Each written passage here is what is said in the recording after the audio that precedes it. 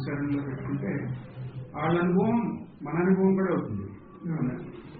ఇప్పుడు రమణ మహర్షికి వచ్చిన అనుభవం అది రమణ మహర్షి పరిమితం కాదు కదా, అది అందరికీ ఉన్న అనుభవమే. కానీ ఆయనకి అది ప్రకట రూపంలో ఆయన దాన్ని అనుభవించగలిగారు. ఆయన చెప్పినట్టు మనం నడుచుకుంటే మనకు కూడా అది అనుభవంలో అవుతుంది. అమ్మ అదే అంటారు కదా, ఇది ఎవరో ఒకళ్ళ సొంతం అని కాదు, ఇది అందరికీ అందరి స్వరూపం అదే. అమ్మంటారే మీ స్వరూపం అదే అని. అమ్మ వర్డింగ్స్ ఉన్నాయి కదండి. ఓం యొక్క స్వరూపం మీరే, ఓం యొక్క లక్ష్యార్థం మీరే, ఆ స్వరూపం మీరే. మనం అది మన స్వరూపమని మన అనుభవంలో రావటానికి వాళ్ళ ఉపదేశాలు మనం విని దాని ప్రకారం మనం నడుచుకుంటే అది మన అనుభవంలో వస్తుంది. మన లక్ష్యం అంతా అదే కదా, మనం ఏం చేసినా. సో ఇది ఉపదేశ సారం. సో ఉపదేశ సారంలో ఫస్ట్ మంత్రం చూసే ముందు మన అబ్జర్వేషన్. ఇప్పుడు ప్రపంచం చూస్తున్నాం కదా, చూస్తా అంటే మనం ఈ మార్గంలోకి వచ్చాం కదా, ఆధ్యాత్మిక మార్గంలోకి వచ్చాం. మనం ఎందుకు వచ్చాం? మీరు ఎందుకు వచ్చారు చెప్పండి. పరమాత్మలో చేస్తానికి ప్రయత్నం అనమాట. అదే అంటే మనకి ఎందుకు అలా అనిపించింది? మనకు బయట ఎప్పుడు ఉన్నా సుఖం ఉన్న ఫస్ట్ 10 రోజులే, 10 రోజులు మామూలు మాయమైపోతుంది, దుఃఖం అయిపోతుంది. ఎల్లప్పుడూ ఒకేలా ఉండాలి. ఫస్ట్ ఏమన్నారు మీరు? బయట దుఃఖం ఎల్లప్పుడూ మారిపోతుందన్నారే, అది వెరీ ఇంపార్టెంట్. నేను అనలేదు, ఆయన చెప్పారు. బయట అన్నారు, దుఃఖం అన్నారు, మారిపోతుంది అన్నారు. అది మీ అబ్జర్వేషన్ కదా, అది ఇంపార్టెంట్ అక్కడ. ఎందుకంటే ఈ మార్గంలో ఇట్లాంటి అబ్జర్వేషన్తో ముందు అడిగేసినాడు లేదు, లక్ష్యం ఎలాగైనా చేస్తారు. ఎందుకంటే మీరు బయట అంటే ప్రపంచంలో అంతే కదా, ప్రపంచంలో ఈ సుఖ దుఃఖాలనే ఉన్నాయి, అవి మారుతానే ఉన్నాయి. అది మనం చూసాం. మరి ఎందుకు అలా మారుతున్నాయి అనే క్వశ్చన్ మనకు వస్తుంది. ఇప్పుడు మనం ఇక్కడ ఉన్నాం చూడండి, మీరు వస్తా అంటే చూసుంటారు. ఉత్తరకాశీ నుంచి ఇక్కడికి వస్తా అంటే ఈ బీఆర్ఓ వాళ్ళు రోడ్లు వేస్తున్నారు కదా, అక్కడ 3 మంది వర్కర్స్ ఉంటారు. చూసారుగా మీరు? అక్కడ ఆ వర్కర్లో 2 మంది అమ్మాయిలు ఉంటారు. వాళ్ళు చిన్న పిల్లల్ని వెనకాల ముందు కట్టుకుని ఈ పనులు రాళ్ళు అన్ని వస్తున్నారు. అది వాళ్ళు మనం చూస్తూనే ఉంటాం. చిన్న పిల్లలు అక్కడ ఆ రోడ్డు పక్కన ఆడుకుంటా చేస్తూ ఉంటారు. నేను ఒకసారి చూశాను, ఒక చిన్న పిల్ల ఆ రోడ్ పైన కూర్చోబెట్టి కింద గంగా దగ్గర నుంచి ఇటుకి పైకి తీసుకెళ్తాను వాళ్ళ అమ్మ. మధ్యలో వాడు చిన్నపిల్లలు వాడు డబ్బా వచ్చేస్తాడు ముందుకి, మళ్ళీ ఇప్పుడు పరిగెత్తి మళ్ళీ వాడిని కూర్చోబెట్టి అవి చేసి మళ్ళీ అవన్నీ కష్టాలు కదా. అంత కష్టం ఉండేది. ఈవిడ పాపం ఆవిడ చూసుకోవాలి కదా పిల్లలు, ఉండి పిల్లలు చూసుకోవాలి కాదు, పని చేస్తా సంపాదించి మళ్ళీ వాళ్ళని చూసుకుని అలా. ఇదంతా ప్రపంచం. ఇది బయట అన్నారే, బయట ప్రపంచంలో ఇదంతా ఇప్పుడు మామూలుగా మనం అటెండ్ పనులు ఎప్పుడు ఏం చేయలేదు, ఇప్పుడు మనం చేయలేదు, వాళ్ళు చేస్తున్నారు. ఇది బయట ప్రపంచం అనేది దాన్ని నేను కొంచెం ఇంకా డీటెయిల్డ్గా వెళ్తున్నా. బయట ప్రపంచం అంటే ఇదే కదా, మనం అక్కడి నుంచి వస్తాను మనకు కనపడుతుంది అది. మళ్ళీ మనం ఒక రకంగా మనం అందరం ఆరోగ్యంగా ఉన్నాం. మన రోడ్డు మీద వెళ్తా అంటే ఎందుకు మన బంతిలో కూర్చుని భోజనం చేసేవాడు 2 సన్యాసులకి ఒక ఆయన కుడిచే ఇంకో ఆయన ఎడం చేయలేదు. మనం ఇంక బయటకు వెళ్తాంటే ఎన్నో చూస్తాం. కలిసి కళ్ళు లేనట్టు ఎన్ని మనకి అన్నీ ఉన్నాయి కదా.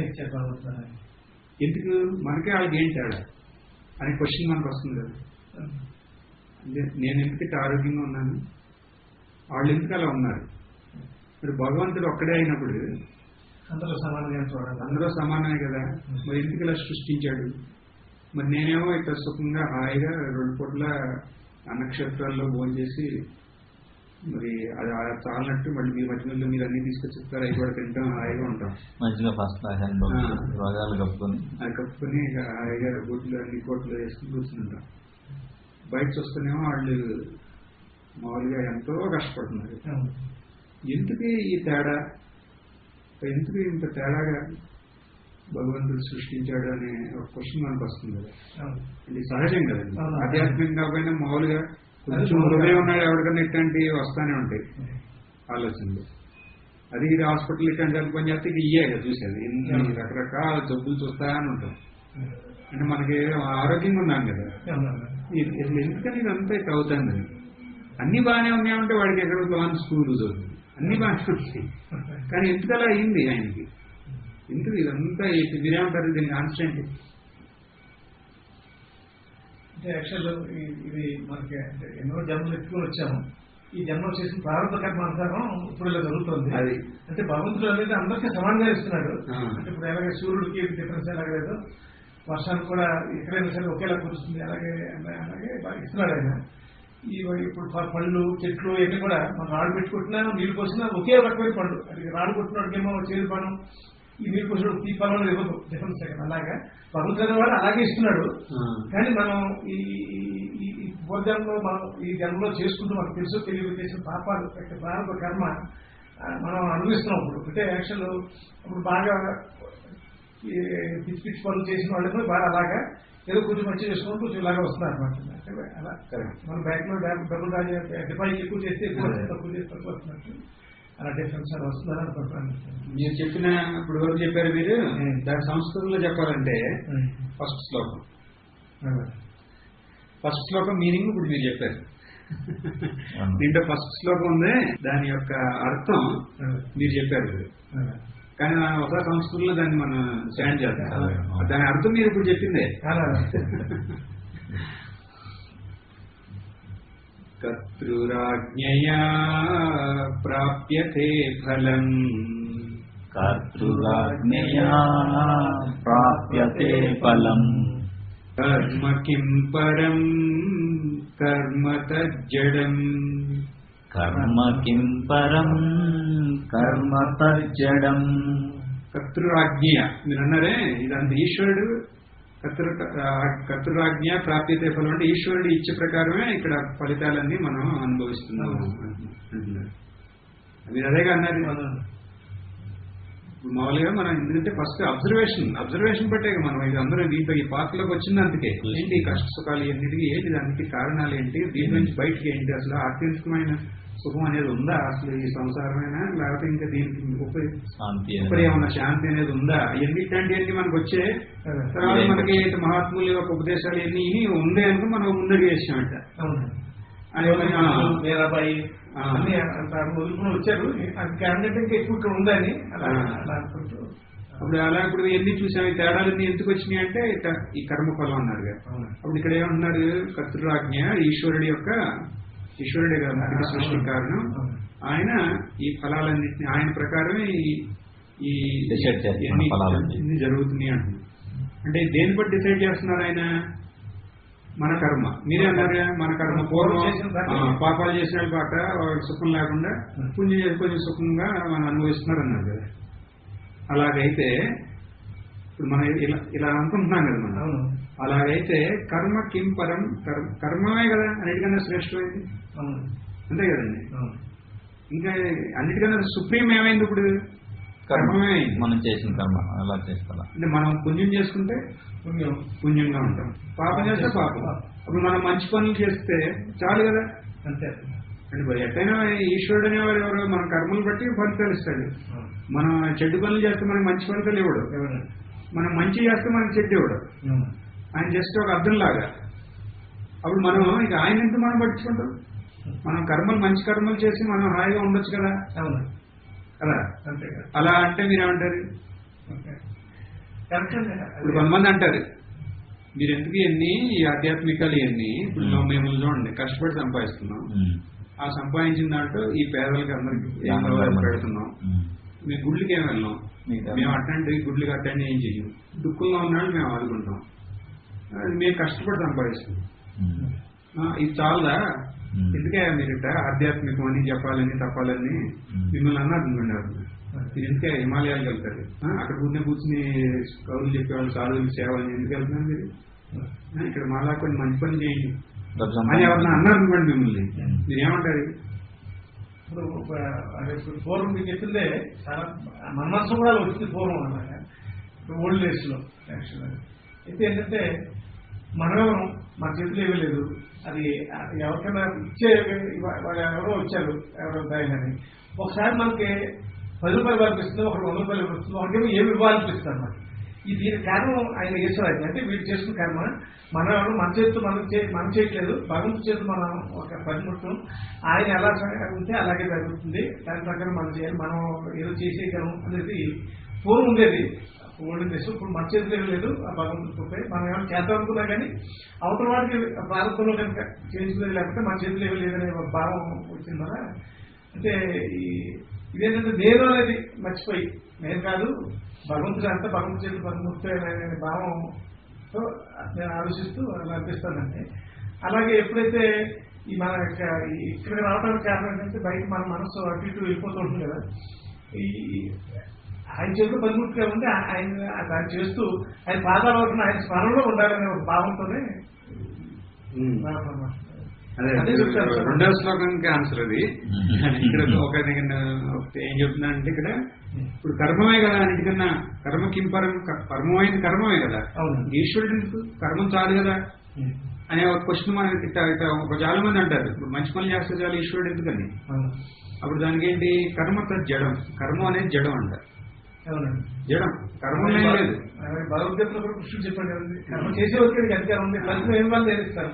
నేను మంచి చేశాను అనుకుంటున్నాం, ఎవరికో దానం చేసి వాడు ఏ సిగరెట్లో మందు తాగి ఇంట్లో బాధ్యత కొట్టాయంటే దాని ఫలితం కూడా మనకు వస్తుంది కదా. భావం అంటే మన చేతిలో లేదని భావం వచ్చిన తర్వాత మరి కర్మం జడం అని ఎందుకన్నాము? మామూలుగా కర్మం జడం అంటున్నాం, అంతా కర్మలాగానే కనపడుతుంది చూస్తుంటే, కానీ కాదు. కర్మం ఏముంది, కర్మ మామూలుగా అది జడం, కర్మంలో ఏం లేదు. చేతనం అనేది లేకుండా కర్మం వల్ల ఏమవుతుంది అలా అనుకుంటున్నాం మనం. ఈ కర్మంతోనే ఇక అన్ని సుఖం అంతా కర్మంతోనే వస్తుందని సంపాదించవచ్చు అనుకుంటే అలా కుదరదు అంటున్నాం. ఎందుకు కుదరదు అనే క్వశ్చన్ వస్తుంది కదా ఏమంటే దానికి సెకండ్ చాంట్ చేద్దామండి. కృతిమహోదదౌ పతన కారణం, కృతిమహోదదౌ పతన కారణం, ఫలమశాశ్వతం గతి నిరోధకం, ఫలమశాశ్వతం గతి నిరోధకం. కృతి మహోదదు పతన కారణం. ఇది ఒక ఈ కర్మం అనేది ఎలాంటిదంటే అంటే మనం ఈశ్వరుడు అనే ఆయన్ని ముందు పెట్టకుండా కర్మమే పరం అలా అనుకుంటే అది ఒక మహాసముద్రం లాంటిదంట కర్మం అనేది. అప్పుడు అదేమవుతుందంటే మన పతనానికి కారణం అవుతుందంట. ఈశ్వరుడు అనే చైతన్యమైన ఆ శక్తిని కాకుండా నేనే కర్మం చేస్తున్నాను ఇప్పుడు, ఎందుకంటే అన్ని కర్మఫలాలే కదా. ఈశ్వరుడికి మంచి పనులు చేస్తే చాలు అనుకుంటే ఈశ్వరుడు అనేవాడు ముందు లేకపోతే అది ఒక మహా అగాధమైన సముద్రం. ఆ వర్డ్స్ అని తెలుగు లేకపోతే మీరు చెప్పాలి. అగాధమైన సముద్రంలో పతనం అనమాట అది. ఎందుకని పతనం అవుతుంది? ఎందుకంటే మనం చేసే ఫలాలు ఈ కర్మల యొక్క ఫలాలన్నీ శాశ్వతం కాదు. ఇప్పుడు మనం ఏం చేసినా చూడండి, ఇప్పుడు మీరు అలా అంటారు కదా, ఏం చేసినా మీరు ఆకలి వేసినప్పుడు అన్నం పెట్టారు, ఆకలి తీరింది, ఆయన చాలా ఇదిగా ఉంటుంది, మళ్ళీ ఆకలి వేసేవరకే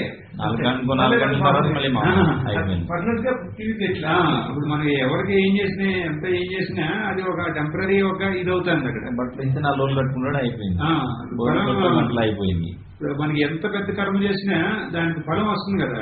ఇప్పుడు మనం పుణ్యకర్మం చేసామన్నారు, పుణ్యకర్మం చేయటం వల్ల మనకి ఎంత సంపద వచ్చిందని అనుకున్నాం అనుకోండి, అది కొన్ని రోజులు మనం అనుభవిస్తాం. ఆ కర్మ ఇది అయిపోయింది అనుకోండి, ఇప్పుడు అయిపోయింది, మళ్ళీ మనం బ్యాక్ టు నార్మల్ మళ్ళీ చేసుకోవాలి. అప్పుడు ఇట్లా దీనివల్ల ఏంటి అంటే గతి నిరోధకం అంట. మన ఆత్యంతికమైన సుఖం ఉందే దానికి ఇది చేరం కూడా కాకుండా ఇది ఒక అబ్స్ట్రక్షన్ కూడా అవుతుందండి. ఎందుకంటే ఒక కర్మం చేసామనుకోండి దానికి ఒక పరిమితమైన ఆనందం వస్తుంది, మళ్ళీ ఆ కర్మ ఫలితంతో అవగానే ఆనందం పోతుంది, మళ్ళీ దుఃఖం ఇది అవుతుంది. అక్కడ సుఖ దుఃఖాల్లో తిరుగుతున్నాం. కానీ ఆత్యంతికమైన దుఃఖ నివృత్తి పరమానంద ప్రాప్తి అంటారే దానికి ఇవన్నీ అడ్డంకులుగానే మిగులుతుంది. మరి అంటే దాని అర్థం ఏంటి? కర్మం చేయాలి, కర్మ మంచి కర్మం చేయాలి అని అంటున్నారు, కర్మంలోనే కొట్టుకుంటే దానివల్ల ఉపయోగం లేదు అంటున్నారు. మరి మనం ఏం చెయ్యాలి అనడానికి మీరు ఇందా చెప్పారు. ఏమని ఈశ్వరుడి చేతిలో మనం ఆయన చేస్తాను నేను కాదు చేసేది, ఆయన ఆయనే చేస్తున్నాడు. ఆయన సంకల్పంతోనే అన్ని అవుతున్నాయి అని అన్నారే. దాన్ని ఆ అర్థం వచ్చేదైతే శ్లోకం నెక్స్ట్.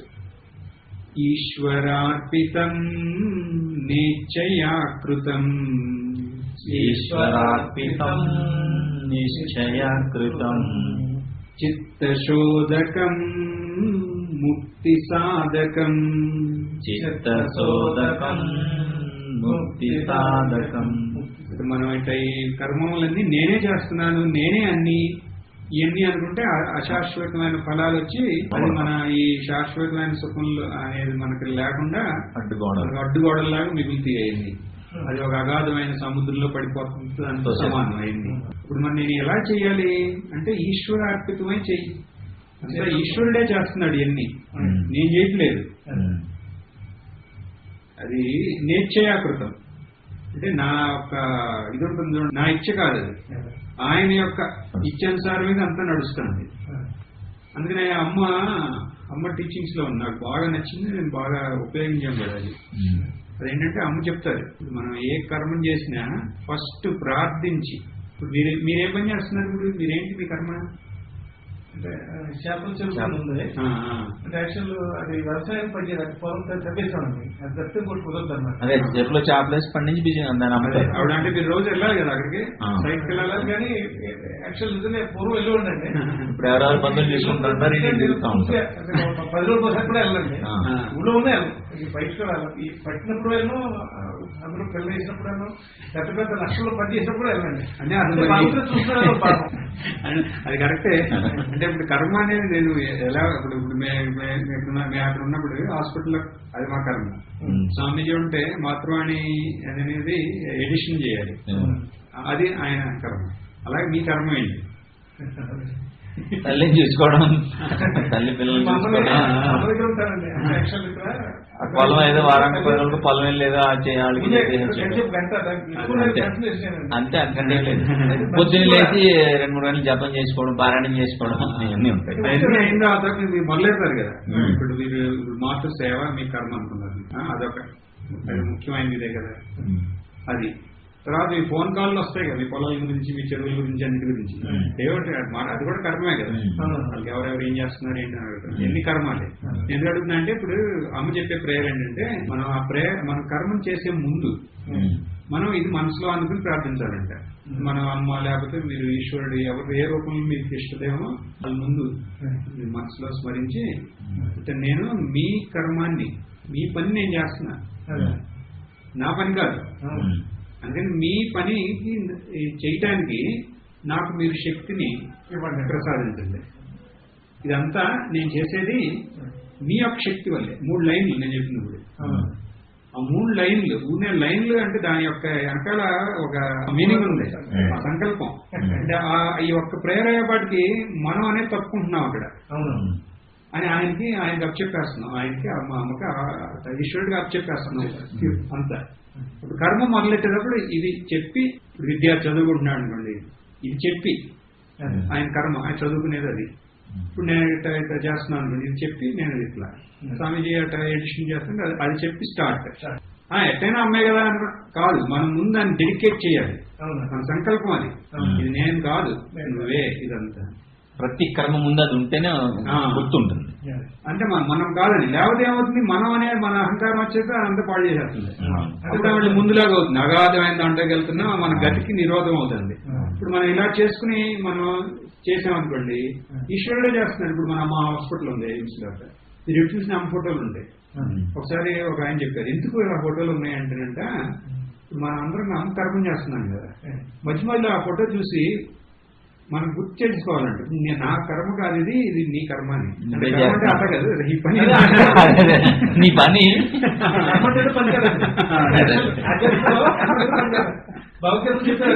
ఇలా కూడా అనుకుంటాం. ఇలా కూడా అంటే ఎక్కడన్నా ఒక మోస్ట్ కాంప్లెక్స్ ప్రాబ్లం లో ఇరుక్కుపోయామన్నా నీ కర్మ, నా కర్మ కదా, నీ కర్మ. ఒక ఇన్స్ట్రుమెంట్ ఉపాధి లాగా నేను ఇక్కడ ఉన్నాను, నీ పని నువ్వు చేయిస్తున్నావు, దీని ద్వారా నువ్వు చేయిస్తున్నావు. ఎప్పుడన్నా అది నేది, ఇదంతా నాదే, అనుకున్నప్పుడే మనకు టెన్షన్ వచ్చేస్తుంది అంటారు ఆ కర్మంలో. అవన్నీ నేను 2003 నుంచి 2004 చేసి 2005 ఫస్ట్ హిమాలయ చేశాను. తర్వాత రామేశ్వరం నవరాత్రి నుండి తర్వాత బాబా దగ్గరికి వెళ్ళి నాకు ఏమీ లేదు, అన్ని నువ్వు ఇచ్చావు, నాకు నాలో నేను అనేది ఎక్కువైపోయింది, అన్ని నాకు లేదు, నువ్వు ఇస్తేనే చేశాను అనేది అర్థమైంది. నాకు ఏమి లేకపోతే పర్లేదు, నేను రెడీగా ఉన్నాను, పాదాలు మాత్రం వదలు, నాకు కన్నా చూస్తుంది, నాకు ఆధ్యాత్మిక రోజు బయట తీయొద్దు అని చెప్పి దాన్ని బట్టి వచ్చేసారు. అప్పటి నుంచి కొంచెం అదే రాకం చేస్తున్నాడు, అమ్మ చేస్తుంది, అలాగే ఉంటుంది. అది ఫస్ట్ మనం ఇట్లా చేసుకున్న తర్వాత ఆ రోజు అయిపోతుంది చూడండి, రోజు చేయమని చెప్పి ఆ రోజు అయిపోయిన లేకపోతే ఏమన్నా నిజంగా స్టార్ట్ చేస్తున్నారు అనుకోండి, అంటే మీరు ఎక్కడికైనా వెళ్ళి ఏమైనా సర్వీస్ చేస్తుంటే అప్పుడు ఇంకా స్పెషల్లీ ఇది అనుకుని ఇది ప్రార్థన చేసి అయిపోయిన తర్వాత ఆ ఫలం ఉంటుంది చూసారా, దాన్ని ఒక పువ్వు లాగానో ఒక పుండు లాగానో అనుకుని అమ్మ పాదాల దగ్గర అట్లా అర్పించేయండి. అంటే ఈశ్వరుడు మనం అర్పించేసాం, ఆ కర్మఫలాన్ని అర్పించేసాం. అప్పుడు ఏమైందంటే కర్మయోగం అయిపోయింది. ఇదే కర్మయోగం అంటే కదా, ఇన్స్ట్రుమెంట్ అయిపోయారు, ఇన్స్ట్రుమెంటే. కానీ ఇలా చేయటం వల్ల ఉపయోగం ఏంటి చెప్పండి? చేయటం వల్ల నేను అనేది అహంకారం అనేది పోయి ఎవరైతే చేస్తూ పరికరాలు అవుతాం అనమాట, మళ్ళీ అహంకారం తెలకుండా ఉంటుంది అనమాట. అహంకారం వస్తే అహంకారం పోయన్నారు కదా, అది ఇంపార్టెంట్. అహంకారం అనేది ఒక కలుషితం కదా. అహంకారం పోవటం అంటే ఏంటంటే అది నెక్స్ట్ లైన్. చిత్తశోధకం, అహంకారం ఏమైంది, క్లియర్ అయింది, మన చిత్తశుద్ధి అయింది. అంటే అదే కదా కళంకం, అది పోయింది, అప్పుడు చిత్తశుద్ధి అయింది. చిత్తశుద్ధి అవటం వల్ల ఉపయోగం ఏంటి? చిత్తశుద్ధి అవటం వల్ల అంటే మనం అగాధంలో పడిపోకపోతే ఇంకోటి ఏంటంటే మనకి ఈ టెన్షన్స్ అన్ని ఏమి ఉండవండి. అంటే ఏ ఫలం వచ్చినా మనం ఒకేలా అనిపిస్తుంది అన్నమాట. నేను అనుకున్నప్పుడు ఏమవుతుంటే వేరే నెగిటివ్ వచ్చినా మనం తట్టుకోలేము, ఇది నెగిటివ్ వచ్చిన పాజిటివ్ అంత బాగుంటుంది అయిందే కాబట్టి మనకి లేదనే భావంతో కొంచెం. నేను మీరు చెప్పిన నేను ఒక లైఫ్ ఒకటి తీసుకుంటా. టెన్షన్స్ అని అసలు ఉండవన్నారు కదా, అంటే ఉండవంటే టెన్షన్స్ నుంచి మీకు ముక్తి వచ్చినట్టే కదా. టెన్షన్స్ నుంచి ముక్తి, జీవన్ ముక్తి అంటే అదే కదా. టెన్షన్ నుంచి ముక్తి పొందటమే కదా, ఏ టెన్షన్ లేకుండా సుఖంగా ఉంటాం. ఏమంటున్నారు, చిత్తశోధకం ముక్తి సాధకం అంటారు. ఎన్ని రమణ మహర్షి ఇది చదువుతున్నారు ఏంటంటే ఇప్పుడు మనకి ఈ జ్ఞానం అనేది మనలోనే ఉంది. అంటే మనం అట్లా కూర్చుని మనలో నుంచి మనం ఆలోచించి మనం బయట తీసుకున్నాం. ఇప్పుడు చూడండి, ఈశ్వరార్పితమై మనం ఇట్లా కర్మలు చేస్తే మన ఆశ మన ఇచ్చ ముందు పెట్టకుండా భగవంతుడే అనేది మనం చేసుకుంటే మనం ముందు చేసామనుకోండి, చేస్తుంటే అప్పుడు మనం చిత్తశుద్ధి అయ్యి మన ముక్తికి ఇదే సాధకం అవుతుందండి. అంటే ఇప్పుడు ఎవరైనా చేయాల్సింది ఇదే, మనం కర్మ అనేది కర్మయోగంగా చేయాలి. కర్మయోగంగా చేయడానికి బట్టలు ఏం మార్చుకోవసరం లేదు, ఎక్కడే ఉండవసరం లేదు. ఎలా చేయాలి అనేది తెలుసుకోవాలి, ఎక్కడ ఉన్నామో అక్కడ చేయటమే, అంతే కదా. మీరు చెప్పినట్లే నేను ఎంతమంది చదివించాను, నాకు కూర్చుని బాగున్నారా అనుకున్నానండి. ఇక్కడికి వచ్చాక అంటే నేను పూర్వజన్మలో ఆ బాధ్యత ఇప్పుడు తీసుకున్నాను. మనం నాకు ఏ బాధ వచ్చినా నేను ఇదివరకు బాగా టెన్షన్ ఫీల్ అయ్యానండి. అసలు ఇంత కూడా లేకుండా థ్యాంక్యూ తగ్గిపోయిందండి. అసలు ఆ తగ్గడానికి కారణం ఏంటంటే ఈ ఆధ్యాత్మికంలోకి వచ్చినంత భగవంతుడు ఇచ్చిన వరం అన్నమాట. అంటే నేను అందరూ లాస్ట్ వరకు తీసుకొచ్చేసి ఎంత నిండేసి ఇక్కడ ఏమీ లేదనుకున్నప్పుడు కూడా నేను వదిలేసి కూర్చుంటాను. ఇంపాసిబుల్ కూడా పాజిబుల్ అయితే నన్ను పైకి తీసుకెళ్తాను భగవంతుడి వల్ల. అంటే నేను అమ్మ నాకు మంచి లైన్లో ఉంచాను, ఇంకా అమ్మ నాకు అదే ఒక ధైర్యం. అంటే నేను పట్టాలు తప్పట్లేదు, అంటే అక్షరాన్ని ఆ పాదాలంతా నాకు వెళ్ళాలని ఇవే నాకు ఎందుకు వస్తా మీరు ఎక్కడ ఉండొచ్చు కదా అంటే ఇంకో సమాధానం ఏంటంటే ఎప్పుడన్నా కొంచెం అక్కడ ఉన్న భౌతిక కొంచెం ఎంతైనా కానీ బయట సమస్యలు కొంచెం ఈ పడుతుంటాయి కదా, రీఛార్జ్ అనమాట. ఇక్కడ కొంచెం వదిలించుకుని వచ్చేలా మనం కర్మ నుంచి కర్మయోగంకి వెళ్ళిపోయాం. మరి ఇలా కర్మయోగం లాగా ఇంత చేస్తే అంత పనే, ఇది సేవ అని అంటున్నాం కదా. మరి నేను జపం చేస్తాను, పూజ చేస్తాను, ఇవన్నీ చేస్తాను, వాటి వల్ల ఏమైనా ఉపయోగం ఉందా? అదో ప్రశ్న. ఇదివరకు మనం మాట్లాడిందంటే మనం చేసుకునే కర్మ. ఇప్పుడు మనం మీ వృత్తిలో మీరు ఏమన్నారో అది, దాన్ని మీరు సొంతం అనుకోకుండా ఈశ్వరుడికి అర్పితం చేసి మీరు ముందుకెళ్ళి మీరు చేస్తే మీరు కర్మయోగంలాగా అవుతుంది. అది దానివల్ల ఏమవుతుందంటే మన చిత్తశుద్ధి అవుతుంది, దానివల్ల ముక్తికి సాధకం అవుతుంది. ఇంకేం కావాలి మరి? ఎన్ని ఏంటి ఈ జపాలు 2 గంటలు 3 గంటలు చేస్తున్నారు అంటున్నారు కదా, ఎందుకు చేస్తున్నాం? వాటి వల్ల ఏమైనా ఉపయోగం ఉందా? ఇప్పుడు మనం ఎన్ని చేస్తున్నాం కదా, లలిత సహస్రనామాలు చేస్తున్నాం, మళ్ళీ జపాలు చేస్తున్నాం, భజనలు చేస్తున్నాం. మళ్ళీ ఎన్నిటి వల్ల ఏంటి వల్ల ఉపయోగం ఉందా? మళ్ళీ కొంతమంది ఏమో ధ్యానం చేస్తున్నారు. ధ్యానంలో కూడా బోల్డ్ రకరకాలు ఉన్నాయి. ఇవన్నీ ఉంటాయి కదా. మరి ఇప్పటి వరకు మనం చెప్పిన దాని ప్రకారం ఈ కర్మంతోనే మనం చేసుకునే మీ వృత్తి ఏదో అది మీరు భగవంతుడు వారి అర్పితం చేస్తే చాలు అంటున్నాం కదా. ఇవన్నిటి ఏంటి, ఇటు ప్లేస్ ఏంటి అనే క్వశ్చన్ వస్తుంది. దానికి ఆన్సర్ నెక్స్ట్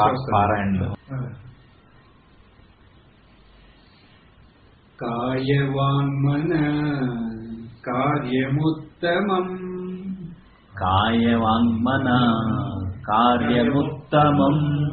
పూజనం జప చింతనం క్రమాత్. పూజనం జప చింతనం క్రమాత్. మనం ఇప్పుడు ఇవన్నీ చేసేది, మనం చేసే ఈ పూజలు ఎన్ని ఉన్నాయి చూడండి, అన్నిటి గురించి ఇప్పుడు ఒక చిన్న డిస్కషన్.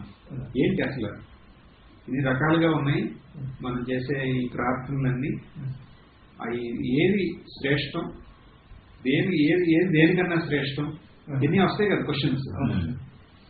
దాని గురించి ఇప్పుడు రమణ మహర్షి చెప్తున్నారు.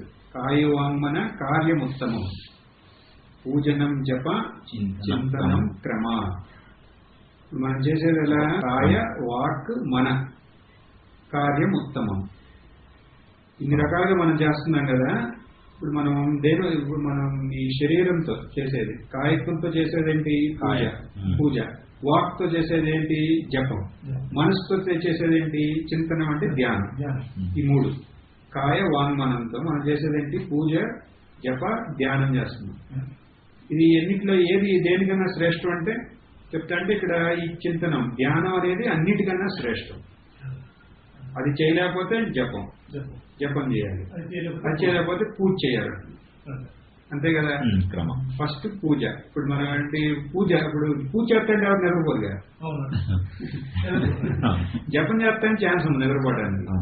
ధ్యానానికి అది ఎక్కువ 99% ఛాన్స్ ఉంది నిద్రపోవడానికి. అందుకని ఇప్పుడు ఈ ధ్యానం చేయలేని వాడు జపం చేయమంటారు, జపం చేయలేని వాడు పూజ చేయాలంటారు. అది మనకు అందరికి తెలిసిందే. అదే చెబుతున్నారు ఇక్కడ. ఈ పూజ కన్నా శ్రేష్టమైన జపం కన్నా శ్రేష్టమైంది ధ్యానం అంటున్నాం. సరే, పూజ అంటే ఏంటి? పూజ అని అన్నాం కదా. పూజలు ఎన్ని రకాలుగా ఉన్నాయి? 3 రకాలుగా ఉన్నాయి. ఒకళ్ళు ఒక రకం చేస్తారు. ఇప్పుడు మా పూజారి ఇలా చేయమన్నాడు, కాదు మా జ్యోతిష్కుడు ఇలా చేయమన్నాడు. అలా గంట ముందు పట్టుకున్నాడు, గంట వెనక పట్టుకున్నాడు, గంట మధ్యలో పట్టుకున్నాడు. ఇన్ని రకాల గంటలు ఉంటాయి కదా. అసలు ఏంటి పూజ అంటే ఏంటి అనేది ఒక డౌట్ వస్తుంది కదా. దానికి రమణ మహర్షి చెప్తున్నారు.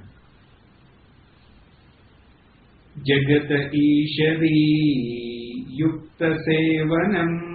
జగత ఈషదీ యుక్త సేవనం. అష్టమూర్తి దేవ పూజనం. అష్టమూర్తి దేవ పూజనం. జగత ఈషది యుక్త సేవనం. ఈ మనం చెప్పిన ఈ పూజ అనేది ఏంటంటే, ఈశ్వరుడు అనేవాడు ఈ మొత్తం ప్రపంచం అంతా ఉంది. మొత్తం ప్రపంచం అంతా ఈశ్వరుడే అని ఈ జగత్తుకి సేవ చేయడమే అన్నిటికన్నా ఉత్తమమైన పూజ. ఇక్కడ గంట కొట్టమని ఏం చెప్పాల పూజ గురించి. అష్టమూర్తి అంటే ఇక 8 రూపాల్లో ఉన్న భగవంతుడు ఇక్కడ ఉన్నాడు అని.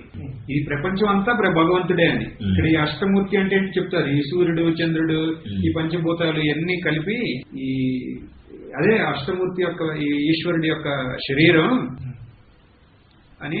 ఆ ఈశ్వరుడికి సేవ చేయటమే అన్నిటికన్నా ఉత్తమమైన పూజ అని చెప్తున్నారు ఇక్కడ. అష్టమూర్తి అంటే ఇక్కడ ఈ మొత్తం అంతా ఇదే. ఒక ఈశ్వరుడి యొక్క విరాట్ స్వరూపమే ఇదంతా, విగ్రహం ఇదంతా ఇదే. మనం దానికి అలా చేయలేం కాబట్టి చిన్న మనం ప్రతిమ పెట్టుకుంటున్నాం, మూర్తిని పెట్టుకుంటాం. కానీ దానికన్నా మోస్ట్ ఇంపార్టెంట్ ఏంటంటే మనకి ఇప్పుడు మనం ఇప్పుడు ఈ సేవ చేస్తున్నాం, నిష్కామ సేవ. అదే అన్నిటికన్నా ఉత్తమమైన పూజ. అందుకనే కదా స్వామి వివేకానంద ఇప్పుడు అమ్మాయిలందరూ అంత రివల్యూషన్ తీసుకొచ్చింది. ఇక ఆపండా అవన్నీ, ఇక అమ్మంటారు పూలు ఎందుకే కోస్తారు, ఆ చెట్లన్నిటికి బాధ అవన్నీ, అగరబత్తులు ఎందుకే వెలిగిస్తారు అనవసరంగా, ఇదంతా సేవ చేయండి అంటారు.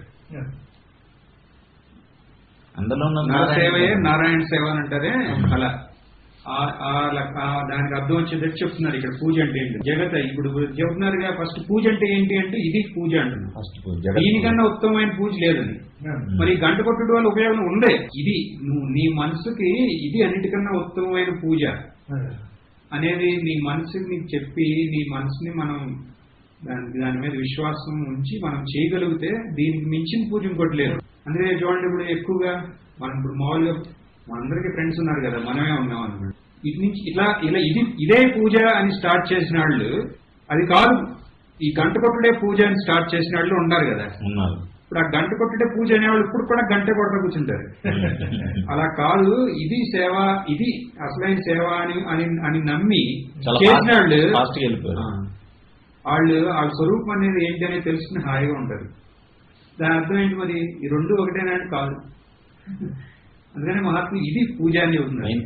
ఇది పూజ. అప్పుడు ఆ గంట కొట్టడం వల్ల ఆ ఈశ్వరుడి కటాక్షం అయ్యి ఇప్పుడు ఆ గంట కొట్టడం ఏంటి ఆయన సొంత యొక్క ఇచ్చలే కదా. ఎప్పుడన్నా ఆయన మనసులో ఇది ఆయన సొంత కోరికలు ఏం కోరకుండా ఈశ్వరుడి కోసం ఆ పూజ చేశాడు అనుకోండి, అప్పుడు ఈశ్వరుడు ఎప్పటి ఆ బుద్ధిలో ఏం ప్రకాశం ఇది ఈ జగత్ సేవ చేయడానికి ఆయన ప్రోత్సాహం అక్కడ జగత్తునే పూజగా చేయమని ఆయనకి ఒక క్లారిటీ వస్తుంది. మనసులో ఒక అవగాహన తెప్పిస్తాడు ఆ గంట కొట్టి అప్పుడు ఎప్పుడైతే అర్థమైందో అప్పుడు ఎమ్మటే ఇక గంట కొట్టి దిగుతాడు. ఇటు దిగాడు ఇక ఎమ్మటే ఇక సాధు సంత ఇక అట్ట స్వరూపం అనేది ఏంటనేది ఇక గురువు దగ్గరికి అన్ని ఆటోమేటిక్ గా జరిగిపోతా ఉంటాయి. అంటే ఇప్పుడు మనం చెప్పింది ఏంటంటే పూజ అనేది ఏంటంటే ఇప్పుడు ఇక్కడ ఎటు వస్తుందంటే ఇంత ముందు మనం కర్మయోగం చేసింది ఏంటి, ఇప్పుడు ఇందాక అనుకున్నాం కదా మీరేం చేస్తున్నారు చేపల చెట్లు, అదే దాన్ని ఈశ్వరుడికి అర్పించి మీరు చేయండి అంటున్నాం. మీ ఇంటికాడ సేవ అవన్నీ చేయండి, కానీ ఈశ్వరుడి ముందు చేయండి అంటున్నాం. అదొకటి. ఇది నెక్స్ట్ ఇది. దాని తర్వాత ఇది ఇక్కడ ఏంటి, ఇక్కడ అయ్యే చేయమని అంటున్నా మనకు సంబంధం లేని వాళ్ళకి సేవ. ఇప్పుడు మన ఇంట్లో మన అమ్మ సేవ చేస్తుంది, మన అమ్మ కాదు ఎవరికో ఏదో ఒక అమ్మ ఆవిడికి చేస్తున్నాం. ఇక్కడ పూజ అంటే ఈశ్వరుడి పూజ అంటే అది నా రెస్పాన్సిబిలిటీస్ ఉన్నాయి కొన్ని, వాటిని కాదు ఇక్కడ. అది ముందు మనం చేసాం కర్మయోగంగా చేయండి, అక్కడ ఈశ్వరుడిని పెట్టేసి చేయండి. ఇక్కడ అది కాదు, ఇక్కడ అవుట్ ఆఫ్ ద వే వెళ్తున్నాం మనం. నీ నాన్న భేదం లేకుండా ఎవరు అక్కడ ఇక్కడ ఏమిటంటే ఇక అంటే అంటారే ఇది అక్కడ ఋషియాశ్రమం చెప్పారు.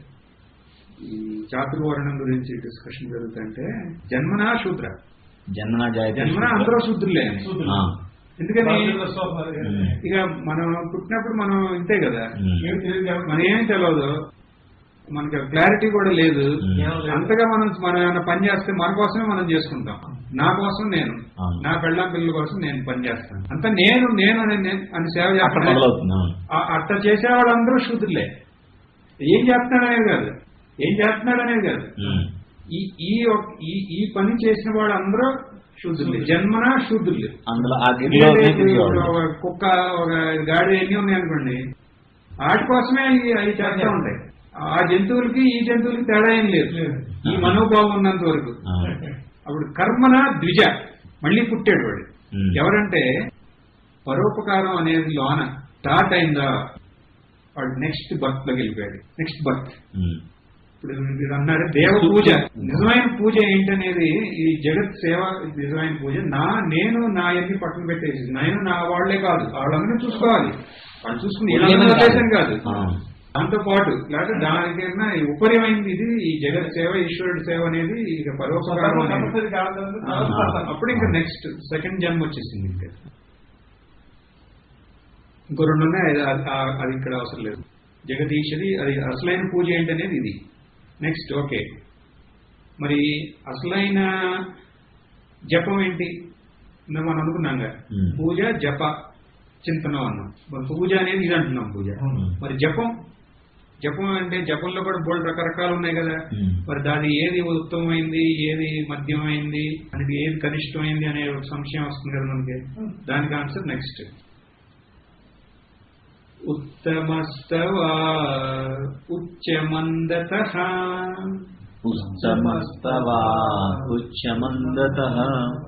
చిత్తజం జప ధ్యానముత్తమం.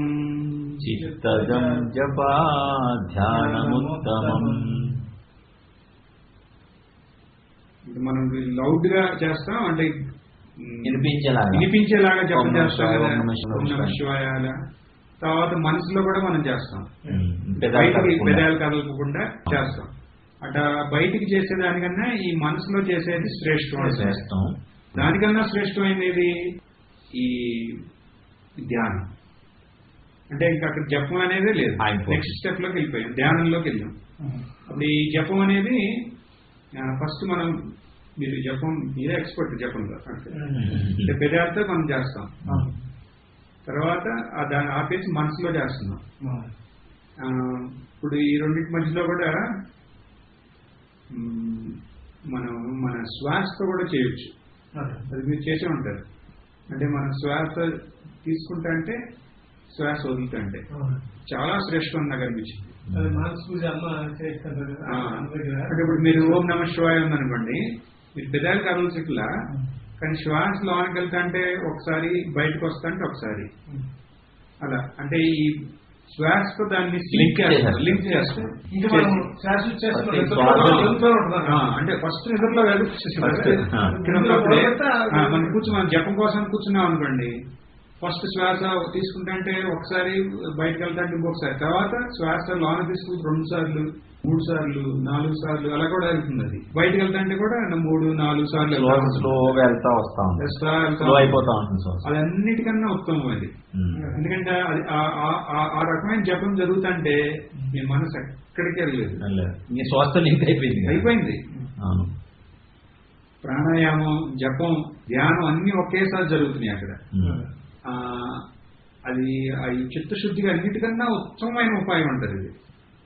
అంటే లేదు, అవుట్ ఆఫ్ కాంటెక్స్ట్ చెబుతున్నా, కానీ చాలా దానికన్నా ఈ జపాలు అన్నిటికన్నా ఉత్తమమైంది ఏంటి? ధ్యానం. అంటే ధ్యానమే ఉత్తమం. సరే, ఇక ధ్యానం, ఇక నేను ఇంకా ధ్యానమే చేస్తా, ఇవన్నీ ఎందుకంటే ధ్యానం ఇంపార్టెంట్ అన్నాం కదా. అంటే ధ్యానం అంటే ఏంటో వినాలి ఇక్కడ, అన్ని వదిలేమని కాదు. మనకి మనం ఉన్న దీనికి మనకి ఏది కరెక్ట్ అనేది మనకే తెలుసుకోవాలి. అటు మనం ఇప్పుడు ఫస్ట్ ఇవన్నీ సేవ చేయాలి, ఓకే. తర్వాత కొంచెం టైం జపం చేస్తాను. జపం ఎలా చేయాలి? ఇప్పుడు ఇలా అయినా చేయవచ్చు, పెదాలతో చేయొచ్చు, కానీ ఎప్పుడు జీవితం అంతా పెదాలతో చేయటం కాదు. కొంచెం టైం, అట్లీస్ట్ 1 గంట మనం జపం కోసం పెడితే, మీరు ఒక 40 నిమిషాలు పెదాలతో చేసిన, ఒక 10 నిమిషాలు అది చేయటం వల్ల మనసులో ఒక ఏకాగ్రత వస్తుంది కదా, దాన్ని మనం ఉపయోగించుకోవాలి. శ్వాస మీద పెట్టి చేయాలి. శ్వాస మీద మనకి ఏకాగ్రత వచ్చింది కదా, అప్పుడు ఏం చేయాలి? ఇక జపం ఇక ఏం చేయకుండా ధ్యానంలో కూర్చోవాలి.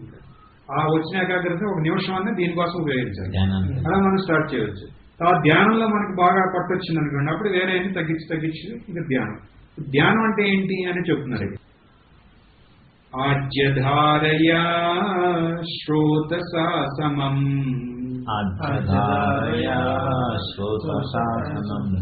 సరళ చింతనం విరళతః పరం,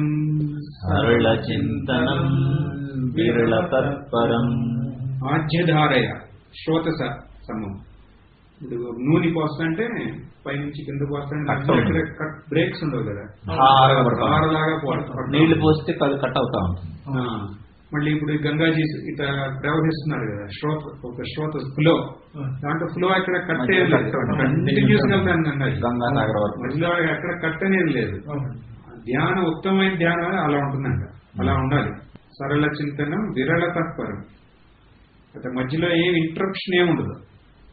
విరళ తత్పరం అంటే ఇంటరప్షన్, కట్టింగ్ లేదు, ఏకధారగా. సరళ చింతనం అంటే అన్ఇంటరప్టెడ్ గా, ఇంటరప్షన్ ఏమి లేకుండా మధ్యలో అవిఘ్నంగా ఏకధారగా మనకి వేరే థాట్ ఏం లేకుండా.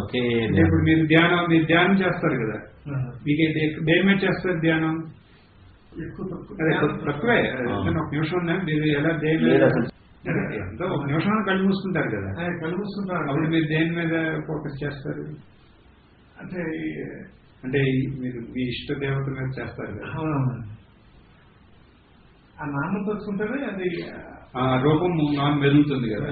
అదే ఇప్పుడు అదే ధ్యానాన్ని ఇక్కడ ఏమంటారంటే, ఆ రూపాన్ని అట్లా మళ్ళీ ఒక ఇంటరప్షన్, వేరే ఒక మన యొక్క థాట్స్, మన యొక్క ఆలోచనలు ఏమి దానికి ఇంటరప్ట్ చేయకుండా అలా స్థిరంగా ఉంటే అది అన్నిటికన్నా ఉత్తమమైన ధ్యానం అంటున్నారు.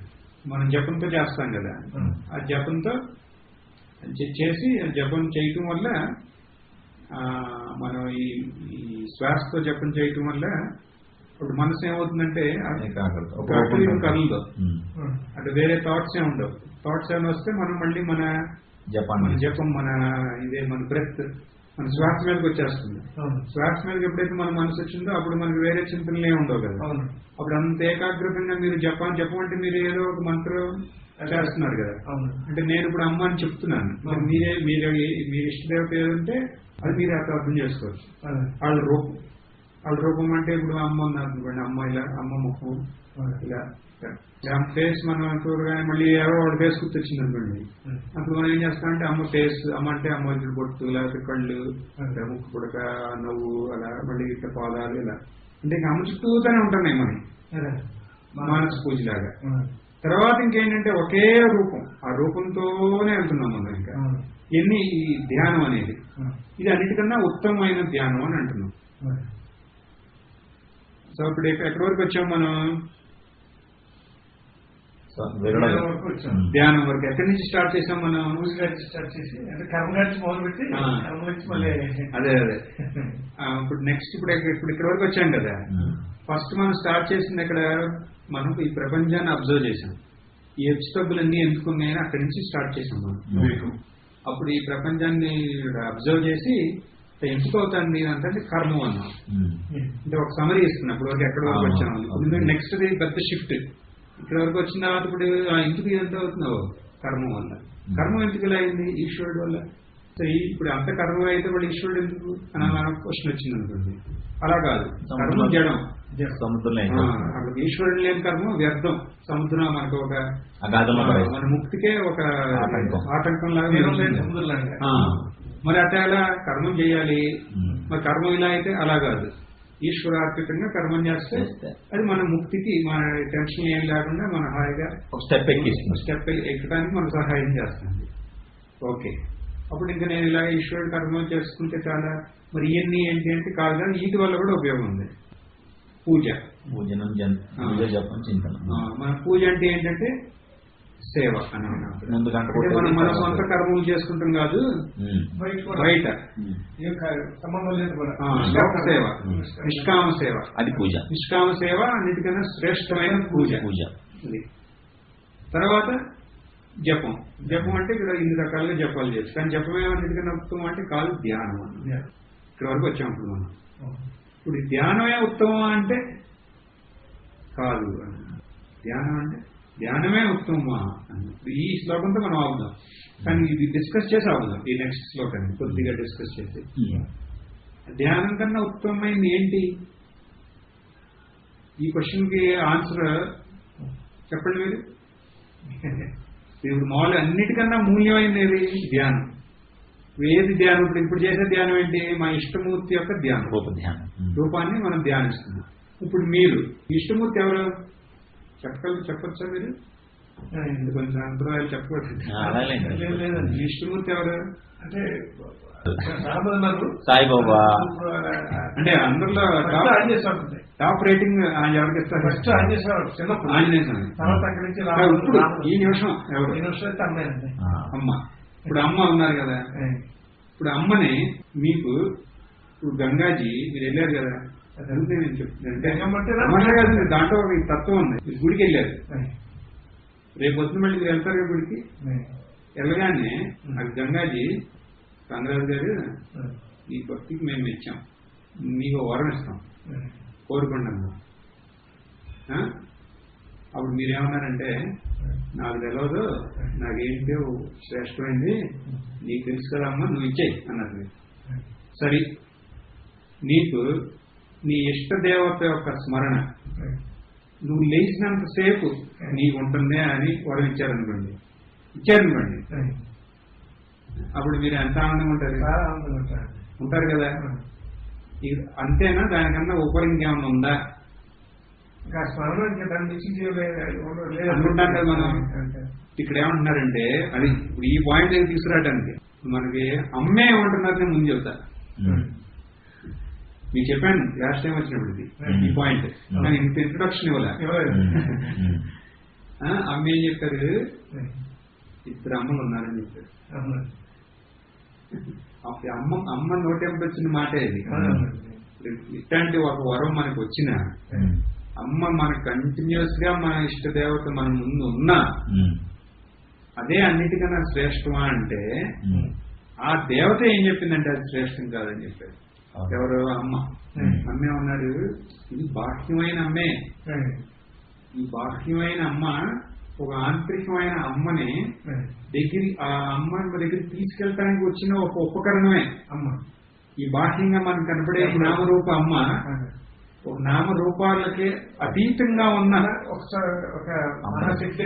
మహాశక్తి దగ్గర తీసుకెళ్ళటానికి వచ్చిన ఒక ఉపకరణం ఇది, ఒక రూపం.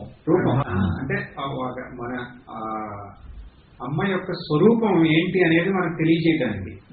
ఆ అమ్మ యొక్క స్వరూపం ఏంటి అనేది మనకు తెలిసింది అనుకోండి, అప్పుడు మనకి ఏమనిపిస్తుంది, ఆ స్వరూపం నా స్వరూపమే అని, అందరిలో ఉన్నది అదే స్వరూపం అని, అదే అన్నిటికన్నా శ్రేష్టమైంది అని చెప్తున్నారు ఇప్పుడు ఇక్కడ. అందుకనే చూడండి, ఇప్పుడు మీరు అమ్మ స్పీచెస్ అన్ని చూడండి, అక్కడ మధ్యలో ఎక్కడోసారి చెప్తా ఉంటారు. ఇది ఈ తత్వం లేకుండా ఉండదు. భజనలు చూడండి, ఒక 5-6 భజనలు పడుతూ ఒక భజన అంతా ఈ తత్వం మీదే ఉంటుంది. ఆ లోన మనలో ఉన్న నిజమైన అమ్మ, ఆ అమ్మ గురించి ఈ అమ్మ పాడుతూ ఉంటారు, ఆ అమ్మ గురించి ఈ అమ్మ సత్సంగం చెప్తా ఉంటారు. అది మనం పట్టామా పట్టాము, అది ఎలా మనం పట్టుకోగలం అనేది మళ్ళీ మనం చూద్దాం. ఫస్ట్ ఈ మంత్రం ఈ శ్లోకం ఒకసారి చాంట్ చేసి,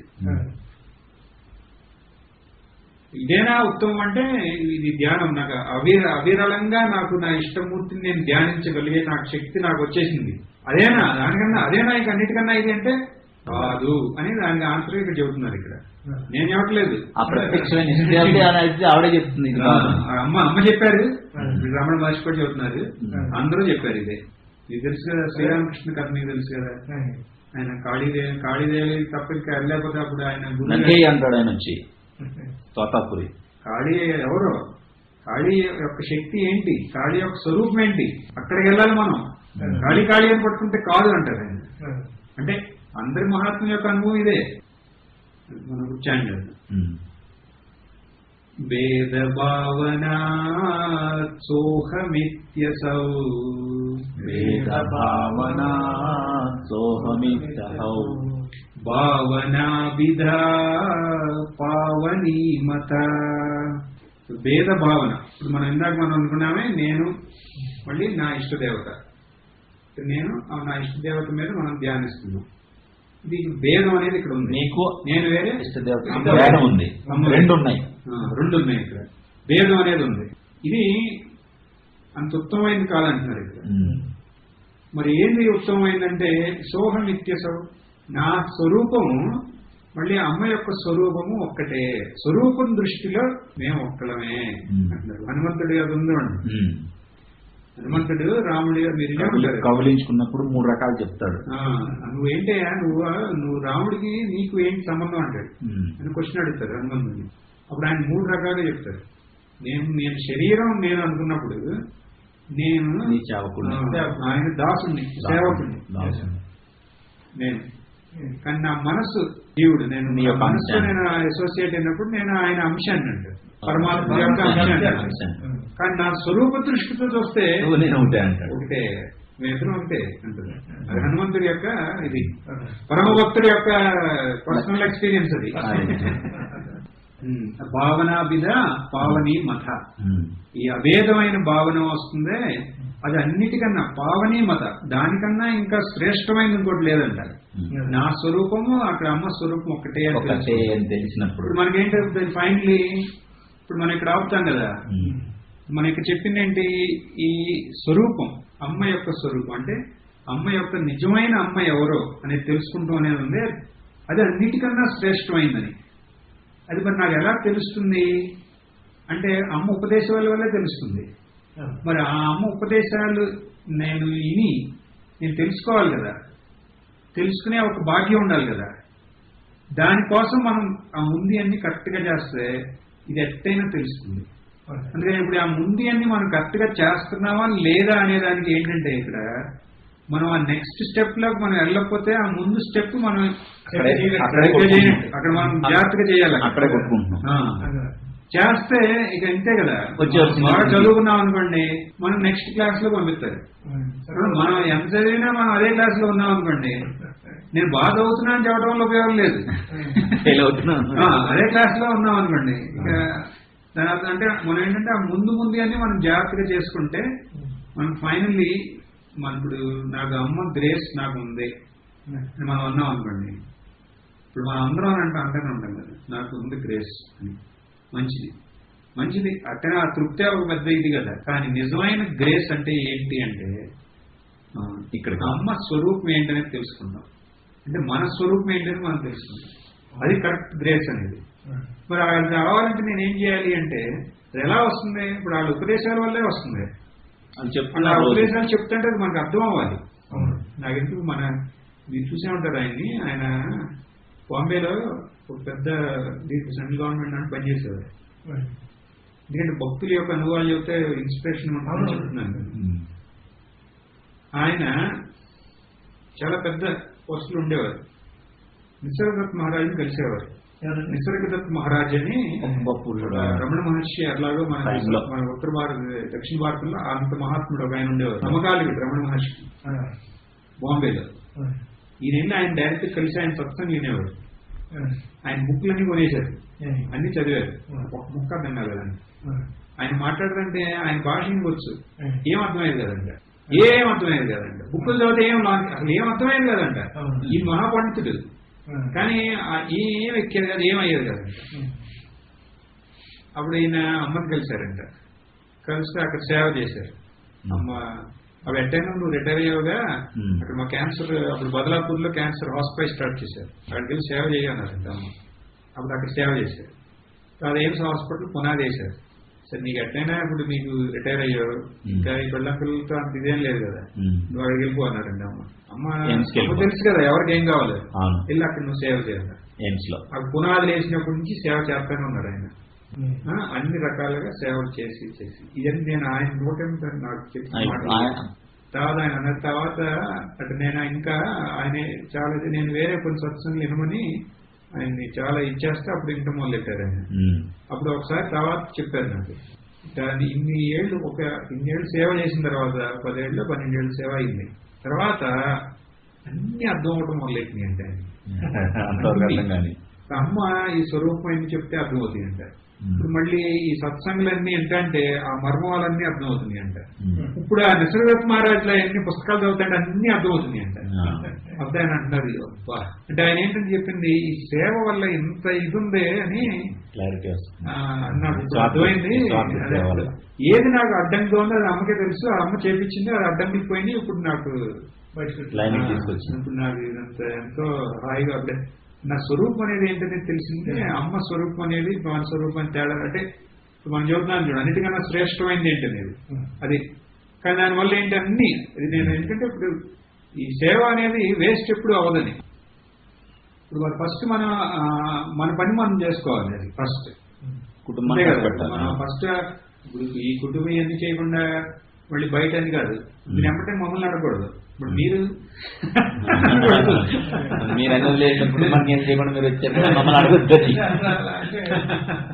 ప్లేస్ లో చేసేవాళ్ళు చేయకపోతే తప్పకుండా ఉండి చేయాలి, ఉంది ఆల్టర్నేటివ్ ఉంది అనమాట. అదే అంటే మనం ఒకసారి ఒక కమిట్మెంట్ ఉంటుంది కదండి ఫ్యామిలీ అయినప్పుడు, అవన్నీ కరెక్ట్ గా చేసి తర్వాత దాంట్లో పార్ట్ గానే ఈ సర్వీస్ అనేది. ఇప్పుడు ఎవ్రీ డే మీకు డే ఉంటుంది కదా, మీరు ఇక్కడికి వచ్చి ఏం చేస్తారో కరెక్టే, కానీ ఆ డేలో ఒక 10 minutes అట్లీస్ట్ ఒక ½ an hour ఏదో ఒకటి అంటే ఇప్పుడు ఏం లేకపోతే మనం ఏదో ఒకటి చేయొచ్చు కదా. మీరు అంటున్నారే మీ ఇంట్లో కంటిన్యూస్ గా వంటలు జరుగుతూనే ఉంటాయండి, అప్పుడు మనమే ఒకసారి కూర్చుని ఊరినే చెబుతున్నా అంటే ఉదాహరణ చెప్తున్నా. ఉదాహరణ నేను ఊరినే నాకు ఏం గుర్తొచ్చు నేను అదే చెబుతా. ఇప్పుడు మీరు అలా అయింది నేను అది చెప్తా. ఒడియాలు ఉన్నాయనుకోండి, ఒడియాలు చేస్తున్నాం అనుకోండి, మీరు మంత్రం చేసుకుంటే ఒడియాలు చేయొచ్చు కదా, చేసి ఎండ పెట్టచ్చు, అన్ని చేయొచ్చా? అలాగే అప్పడాలు ఎట్టండి మీ ఇంట్లో చేస్తారెట్టండి, ఒడియాలు ఏంటి కొంటారా? కొరకం కాదు అంటే మన మిషన్ చేయగానే అమ్మాలు చేస్తుంటారు. అదే ఎవరో మామిడికాయ పచ్చడి కొయ్యటం, దాని పైన ఒక గుర్తు బాగా 5-6 లైన్ కూర్చుని నేను కూడా చేసిన వాళ్ళ పైన కూర తీయడం, పొడవటం, అవన్నీ 5-6 కూర్చుని చేస్తారు. టీం వర్క్, పెద్ద టీం వర్క్.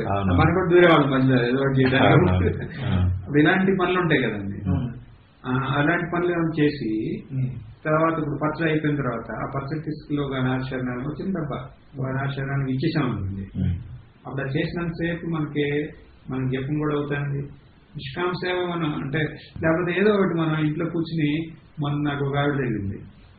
ఆవిడ నాకు 90 ఏళ్ళు, 80 నుంచి 90 ఏళ్ళ వరకు ఆవిడ ఏం చేసిందంటే స్వెటర్లు చేసేదంట. స్వెటర్లు అల్లేదు, అది సాధువులకి ఇచ్చేదంట. ఒక మిలిటరీ ఆఫీసర్ యొక్క వైఫ్. అప్పుడు నాకు గుర్తొచ్చింది, ఎందుకంటే నాకు ఇదివరకు అనేవారు నేనంటే ఈ చిన్న చిన్న క్యాంపులు వాటిలో వీటిలో ఏదో సేవలు ఉంటాయి కదా, స్కూల్స్, స్కౌట్స్ ఏవో ఉంటాయి కదా, ట్రాఫిక్ చేయడం అని, రోడ్లు క్లీన్ చేయడం అని. ఏం చేస్తాను మాకు తెలిసిన ఒక ఆవిడ చుట్టాలే. ఆ తర్వాత నేను చదువుకునే డాక్టర్లు చేయవచ్చు కానీ మాకేం చేయగలం సేవలు అని అనేవారు. అప్పుడు నాకు గుర్తొచ్చింది, ఎవరన్నా చేయవచ్చు. ఇళ్ళల్లో చిన్న పిల్లలకు కావాల్సిన చేసేసి బయట రోడ్డు మీద ఉండే ఆడపిల్లలకి స్వెటర్, ఓ షర్ట్, ఏదో ఒకటి ఇవ్వచ్చు. అంటే మన రోజులో మనం అన్ని మనం చేసుకున్నా ఓ పావు గంట లేకపోతే ఒక అరగంట ఏదో చేసి చేయొచ్చు. ఇలాంటివి మనం చేయొచ్చు. ఇలాంటి యాక్టివిటీస్ పరిస్థితులను బట్టి అవసరాలను బట్టి ఏదో ఒకటి మన మనసులోనే. ఇప్పుడు మనకి మన ఈశ్వరుడు యొక్క అనుగ్రహం ఉందంటే మనకు ఒక ఇట్లాంటి మార్గం ఒకటి ఇస్తాడు. ఎందుకంటే దాని ద్వారా మనకి ఇంకా దానికి ముందు ఇవ్వటానికి ఆయన ఆత్రంగా ఉంటాడు, దగ్గర ముందు ఇస్తాడు. ఇప్పుడు మనం చేస్తున్నాం, నేను నా కర్మ నేను నిష్కామ కర్మ నేను చేసుకుంటున్నాను. మనం చేస్తున్నాం లేదంటే ఇట్లాంటి ఛాన్స్ నీకు వచ్చిందా లేదు, వచ్చిందంటే నువ్వు నిష్కామ కర్మ చేసావు. ఎక్కడికక్కడ మనం పాయింటర్స్ పెడుతున్నాం. అది ఫస్ట్ క్లాస్ అయితే సెకండ్ క్లాస్. నేను సెకండ్ క్లాస్ లో నేను వెళ్ళలేదంటే ఫస్ట్ క్లాస్ సరిగ్గా చదవట్లేదనే కదా అర్థం. అంటే అక్కడ కర్మ నిష్కామంగా చెయ్యాలి. అక్కడ ఈశ్వరుడు నేను కాదు, అంతే ఈశ్వరుడే అని మనం ఇందాక మనం అనుకున్న 2 ప్రార్థనలు. ఆ ప్రార్థన యొక్క బలంతో చేయాల్సిందే అట్లా. తర్వాత నేను డబ్బులు ఇచ్చేసాను, అది ఇచ్చాను, వీళ్ళకి అది కాదు. మనం మెంటల్లీ మనం ఇన్వాల్వ్ అయ్యి, మన ఫిజికల్లీ మనం ఇన్వాల్వ్ అయ్యి మనం అది కర్మనే, అది మన నిష్కామ కర్మం అవ్వాల్సిందే, చేయాలి. సరే అది మనం చేస్తున్నామా లేదా అనే దానికి ఏంటంటే నెక్స్ట్ ఇది ఫిజికల్ ఇదే కదా. ఇప్పుడు పూజ, ఈశ్వరుడి యొక్క సేవ ఇదే అన్నాం, పూజ అంటే ఇదే అన్నాం. అది మనం చేసామనుకోండి కరెక్ట్ గా అట్లాంటి సహచారం వచ్చి, అప్పుడు ఎమ్మటే మనకి అక్కడ ఈ జపంలో మనకి తీవ్రత ఉంటుంది. అంటే తీవ్రత అంటే ఏకాగ్రత ఉంటుంది జపంలో ఏకాగ్రత వచ్చిందంటే ఆటోమేటిక్లీ ధ్యానం అనేది స్టార్ట్ అవుతుంది. అక్కడ వరకు లేకపోతే డైరెక్ట్ ఎన్ని లేకుండా కూడా, లేకపోతే ఎన్ని కొద్దిగా ఉన్నా కూడా ఎమ్మటే మనకి ఎక్కడికి వెళ్తుందంటే ఒక సత్సంగం ఇనే ఒక సిచ్యువేషన్ ఏర్పడుతుంది. ఆ సత్సంగం ద్వారా మన స్వరూపం ఏంటి, ఆ సత్సంగంలో కూర్చుంటే ఆ ఏకాగ్రతగా ఇనే ఒక మనసు, అవన్నీ ఉండాలి కదా. అవన్నీ వస్తాయి. ఎన్ని వస్తున్నాయని దాని అర్థం ఏంటంటే నేను ముందు ఆ నిష్కామ సేవలు ఇవన్నీ బాగా జరుగుతుంది, జపాలు ఇవన్నీ కరెక్ట్ గా జరుగుతున్నాయని. ఎన్ని జరుగుతాయంటే నెక్స్ట్ క్లాస్ ఏంటంటే మన ఈ స్వరూపం అనేది ఏంటనేది తెలుసుకునే సత్సంగాలు, లేకపోతే ఆ సాధు సంఘాలు, లేకపోతే ఆ గ్రంథాలు, వాటి మీద మన మనసు వెళ్ళడం. ఇల్లి అంటే ముందు అన్ని కరెక్ట్ గా, అది ప్రోగ్రెస్. వాటిల్లో నేను కరెక్ట్ గా నేను చేసుకుంటున్నాను లేదా అనేది మనకు ఎలా తెలుస్తుందంటే దానివల్ల ఈ అభేద భావన, అంటే నా స్వరూపం ఏంటి అనేది నాకు తెలుసుకుని దాంట్లో నాకు నిష్ట అవుతుంది అని. ఓకే అండి, కృతజ్ఞత.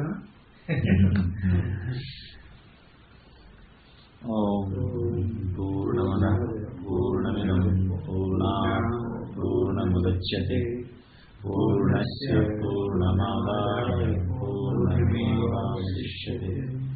ఓం శాంతి శాంతి శాంతి.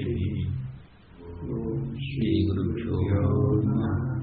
హరి ఓం.